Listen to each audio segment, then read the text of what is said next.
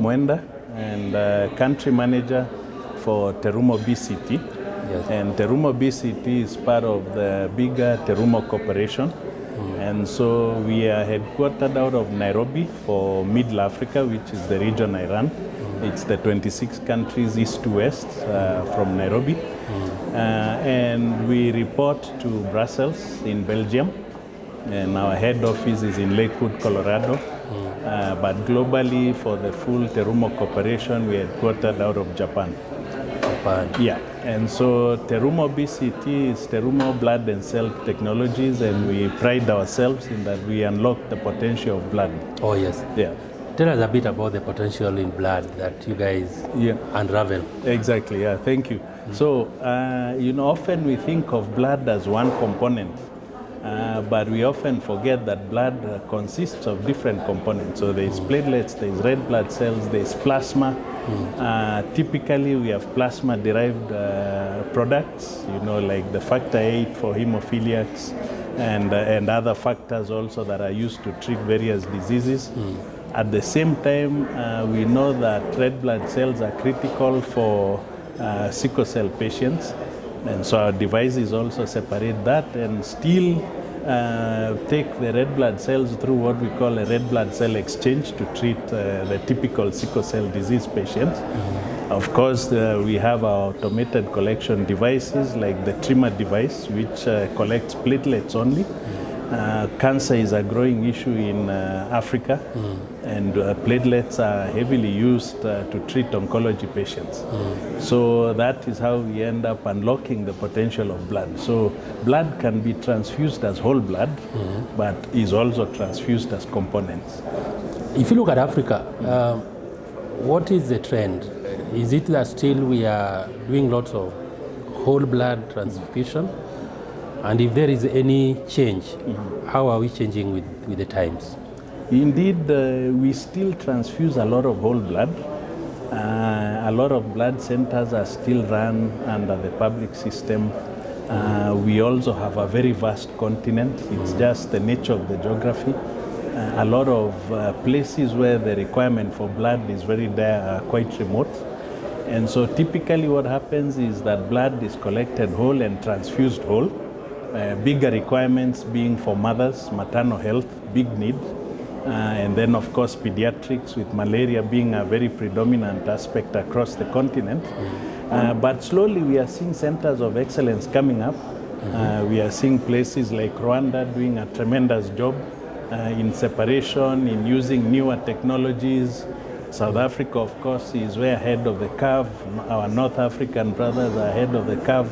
But within Middle Africa, which is still part of Sub-Saharan Africa, we still have pockets of excellence. In Kenya here, we've begun collecting using our pheresis devices in the National Blood Service. And then we have our private hospitals. So slowly we are seeing that change.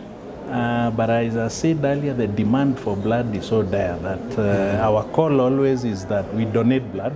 And I hope that, Juma, you're a blood donor.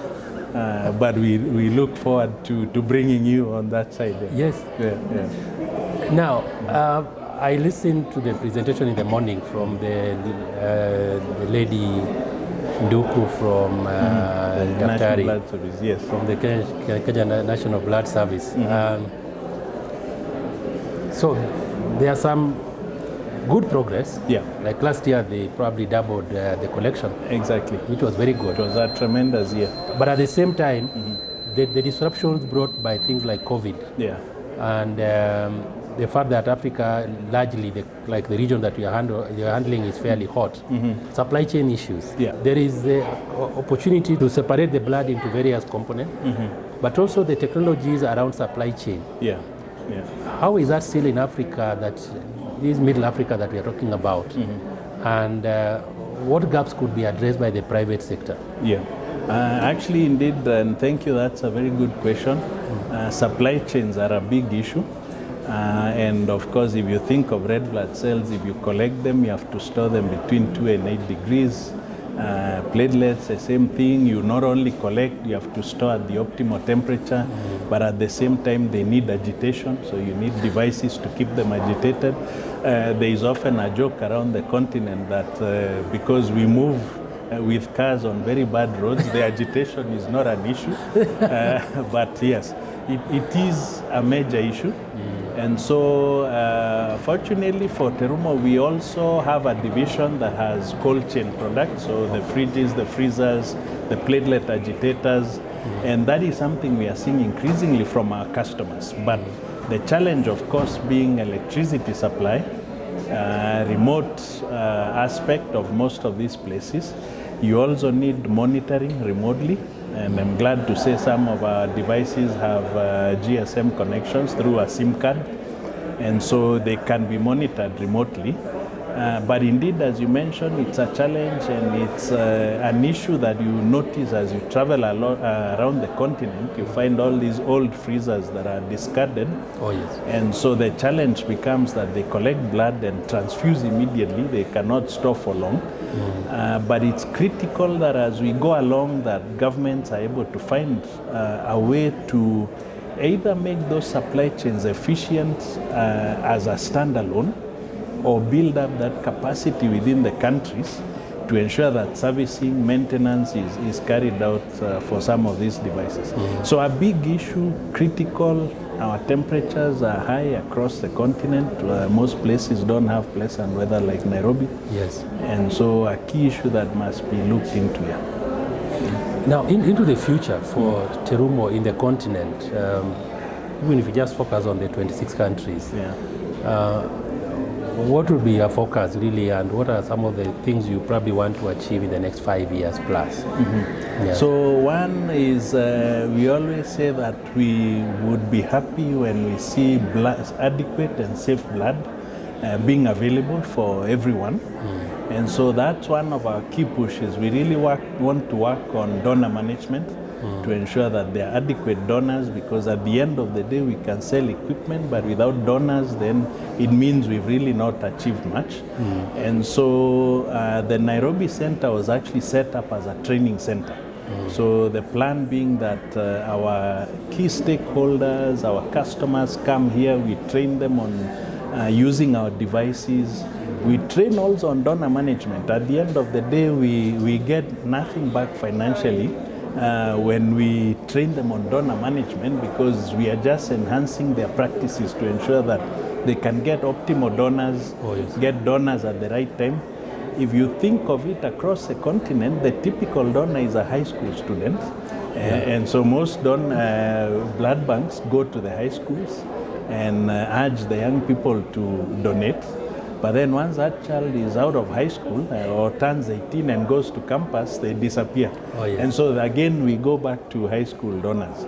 And so what we are talking about is that we want them to be lifelong donors. So from high school, you go to campus, you keep donating, you go into your working life, keep donating. And so we are training a lot on that. But at the same time, we are also training on use of our manual devices, because a lot of separation happens manually. And then for those centers that advance, you can then have our pheresis collection devices, like what I mentioned, the trimmer device, the Optia device, which is both a collection and a therapeutic device.